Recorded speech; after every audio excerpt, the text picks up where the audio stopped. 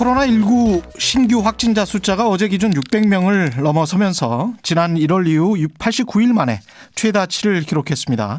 일각에서는 4차 유행이 시작된 것 아니냐는 이야기도 나오고 있고, 이런 가운데 백신 부작용 사례도 이어지고 있습니다. 관련해서 고려대학교 안산병원 감염내과 최원석 교수 연결돼 있습니다. 안녕하십니까? 네, 안녕하세요. 예, 일단 신규 확진자 수가 600명을 하루에 넘어서고 있는데요. 지금 상황은 어떻게 보십니까? 네, 상황이 좋지 않죠. 절대적인 환자 숫자도 많지만 또 발생하고 있는 양상도 그렇게 좋아 보이지가 않는데요. 예. 저희가 이전에 12월에 환자 발생이 증가했을 때처럼 다양한 집단 모임에서 환자 발생이 있고 또 감염 경로를 확인 중인 사례도 많아지고 있거든요. 예. 지역적으로도 17개 시도 전체에서 환자 발생이 보고되고 있어서 사실 이런 양상이라면 환자 발생이 쉽게 통제되지는 않을 것 같다. 점차 증가할 가능성이 높다는 생각이 듭니다. 굉장히 좀 다발적이고 다중적이다, 이런 말씀이시네요. 환자 발생이. 네. 예. 그렇죠. 근데 희한하게 백신 때문에 그런지는 모르겠습니다만 다른 나라들 같은 경우는 확진자 수에 비해서는 사망자 수는 급감했고, 우리도 사망자 수가 굉장히 좀 적어지고 있던데 그거는 왜 그런 건가요? 확진자 수 대비?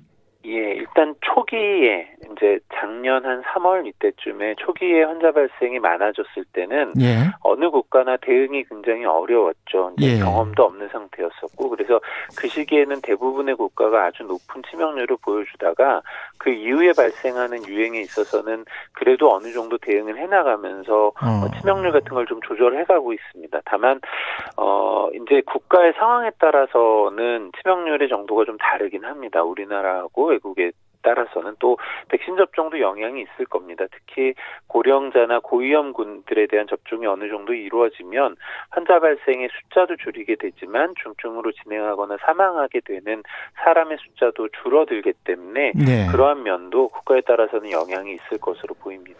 그러면 종합적으로 판단을 했을 때 지금 현 단계에서 사회적 거리두기는 조정이 필요하다고 보십니까?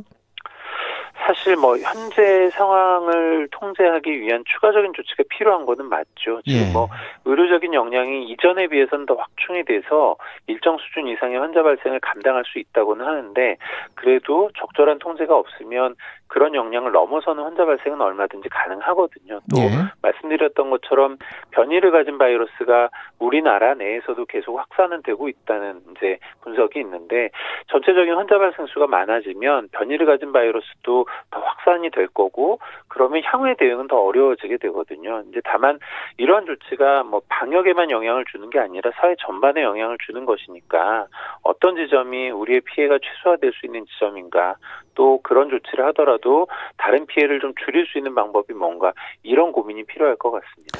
이 백신 같은 경우에 우리가 지금 100만 명이라고 합니다만은 숫자는 그렇지만 이제 비율로 보면 한 2% 정도밖에 안 되는 거거든요. 그죠? 예. 네, 그렇죠. 이거 가지고 어떤 효과를 기대하기는 아직 이르죠. 당연히 지금 2% 수준으로 유행의 역학, 환자 발생 수에 영향을 주기는 어렵고요.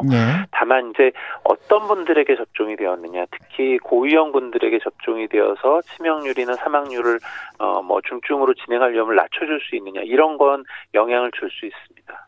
그렇군요. 이 아스트라제네카 백신 이야기를 좀 해봐야 될 것 같은데요. 굉장히 좀 다른 시그널들, 다른 메시지들이 계속 오고 있는데, 유럽 의약품청 같은 경우에는 한 3주 전에는 아무런 관련이 없다, 괜찮다라고 했다가 최근에는 말을 바꾸는 것 같아요. 사실은 3주 전에 발표가 관련이 없다라고 발표하지는 않았었고요. 관련 가능성을 배제할 수는 없어서 더 조사가 필요하다.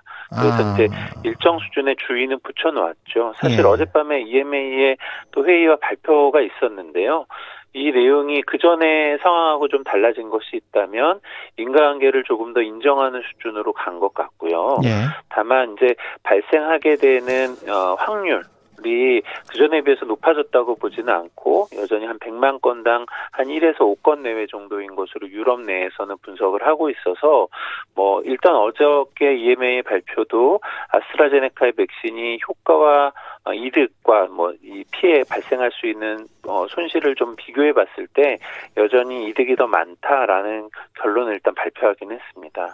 결국은 계속 맞기는 맞아야 된다. 근데 이제 영국 정부 같은 경우는 30세 미만이 맞는 게 좋겠다 이렇게 발표를 했죠. 네, 그렇죠. 이제 어쨌거나 이 아스트라제네카 백신에서 이런 좀 아주 드문 뇌정맥동 혈전증과 같은 아주 드문 형태 혈전 질환이긴 하지만 예. 인과관계가 있는 것으로 보이는 위험 요소가 있기 때문에 이제 연령에 따라 득실은 좀 다를 수 있거든요. 중증으로 진행할 위험이 높은 군이나 그런 분들은 명확하게 더 높겠지만 상대적으로 중증의 위험이 낮은 군에 있어서는 다른 백신에 대안이 있다면 상대적으로 더 그 백신을 선택해 주는 게 득이 더 많을 것이라고 보기 때문에 그런 면에서의 정책이 국가마다 달리 적용되는 상황인 것 같습니다. 영국 같은 경우는 이제 30세 미만인데 우리는 이제 60세 미만 이렇게 되는 겁니까? 일단 이제 어저께의 정부의 발표는 EMA의 발표를 보고 그다음에 우리나라에서의 득실의 상황은 어떠한가 또 각 개별 백신을 접종해야 되는 분들 특히 앞쪽에서 접종하셔야 되는 분들의 득실이 어떤가를 다시 한번 판단해 보기 위해서 일단 현재 접종을 우선 멈추는 거라고 저는 이해하고 있고요. 예. 아마도 다시 한번 평가를 하게 되고 그 이후에 우리나라의 정책을 정하게 되지 않을까 싶습니다. 그렇군요. 이게 60세나 30세, 특히 이제 60세 같은 경우는 혈전증이 보통 발생할 수 있는 사례가 60세 이상이 많아서 그런 건가요? 우리 당국은 그렇게 결정을 하는 건가요? 네. 지금 이제 유럽에서 보고되고 있는 이런 드문 형태의 뇌정맥동 혈전증 같은 형태가 대개 60세 미만에서 보고가 되었거든요. 예. 그래서 그런 이유 때문에 유럽에서도 일부 국가에서는 55세 또는 60세 미만에서 일단 아스트라제네카의 백신 접종을 멈추고 이 평가 결과를 다시 보겠다. 이제 이렇게 이야기를 했었던 것이어서 예. 저희도 이제 비슷한 이유로 일단 결정을 내린 것으로 보입니다. 그 얀센 백신 같은 경우는 국내에서 이제 공식 허가를 어제 받았습니다. 이 백신은 들여오면 어느 정도 효과가 있을까요? 어떻게 보십니까? 일단 이 판단한 걸로는 임상 연구 결과로 확인된 효과나 안전성이 허가할 수 있는 수준이라는 거죠. 또 1회 접종이라는 특징을 갖고 있고요. 사용할 수 있는 우리의 옵션이 하나 더 생긴 거라고 보면 될 것 같고요. 이제 다만 우리가 들어오려고 하는 양 한 600만 도즈 정도인 것 같고 또 2회 접종하는 다른 백신에 비해서 얼마나 오랫동안 효과가 유지될 수 있는가에 대한 걱정을 가진 전문가들도 꽤 있기 때문에 앞으로의 상황은 좀 봐야 될 것 같습니다.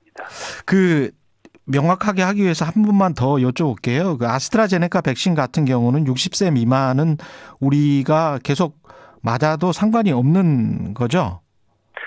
현재로서는 일단 접종의 상황은 멈추어 놓겠다고 정부가 발표는 한 것이고요. 예. 이제 앞으로의 이 판단에 따라서 어떻게 할지는 결정이 날 텐데요. 이제 지금 유럽에서 EMA에서 나온 자료를 보면 접종을 진행하더라도 득실을 따졌을 때 득이 더 많은 것은 맞다는 거죠. 이제 다만 어떤 백신을 더 접종하고 이 배정하는 것이 더 득을 높일 수 있는 것인가에 대한 판단은 개별적으로 다시 해봐야 될 것 같습니다. 그러면 이제 백신 수급과도 연관이 되는데 아스트라제네카 백신 같은 경우는 우리가 상당히 많이 들여온 백신이고 나머지 백신 모더나나 화이자 백신은 지금 덜 들여오고 있는 것 같은데 또 수급에도 굉장히 차질이 있는 것 같습니다. 앞으로 이게 정부 발표 각종 발표에서는 11월쯤에는 집단 면역 형성할 수 있도록 하겠다라는 거였는데 이게 되겠습니까?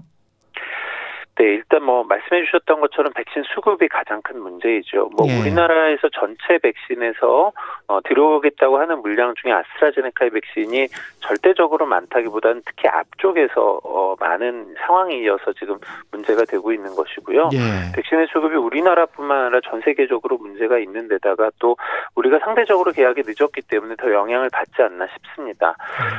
백신 수급 공급에 대한 건 어떻게든 정부에서 최대한 노력을 기울여 주셔서 해결은 해주셔야 될 것 같고요. 만약에 수급이 문제가 된다면 이제 11월에 집단 면역을 이야기했던 거는 이제 전체 접종률의 측면인데 그건 결국 이제 접종이 가장 많이 이루어질 3분기가 문제가 될 거거든요. 그래서 2분기 내에 수급이 어떻게 되느냐가 영향을 주지 않을까 싶습니다. 2분기라고 하면 이제 4, 5, 6월인데 이미 4월 달에 시작돼서 한 2개월 반 정도 남은 건데 걱정이 좀 되네요. 그리고 그 하루에 보통 이제 뭐 큰 나라들 같은 경우 미국은 한 3억 5천만 명의 인구인데 하루에 뭐 200만 명씩 접종을 하고 그러더라고요. 우리는 뭐 6분의 1 수준이긴 합니다만은 어떻게 보세요? 우리는 접종 시스템이 하루에 몇 명이나 접종을 할 수 있는 건가요? 우리가 접종할 수 있는 영양도 사실 적지는 않습니다. 백신의 예. 공급이 충분하다면 실제로 매년 독감 백신의 접종이 이루어질 때 예. 채 한 3개월 정도 되는 기간 동안 2천만 명 이상의 접종을 받거든요. 3개월 동안 2천만 명. 네, 그러니까 그걸 매년 지금 가을마다 하고 있었던 것이죠. 예. 접종 기관들을 통해서. 예. 그러니까 우리가 공급이 충분한 상황만 된다면 접종의 속도를 높이는 건 얼마든지 가능할 수 있지 않을까 생각합니다. 공급이 문제군요. 예, 오늘 말씀 감사합니다. 네, 감사합니다. 예, 고려대학교 안산병원 감염내과의 최원석 교수였습니다. 고맙습니다. 네, 청취자 3827님 전국 확산세 심상치 않네요. 오늘도 다들 코로나 조심해야겠습니다. 코로나 조심해야죠. 4월 8일 목요일 KBS 1라디오 최경영의 최강시사 오늘은 여기까지입니다. 커피 쿠폰 당첨자는 홈페이지에서 확인 가능합니다. 저는 KBS 최경영 기자였고요. 내일 아침 7시 20분 다시 돌아오겠습니다. 고맙습니다.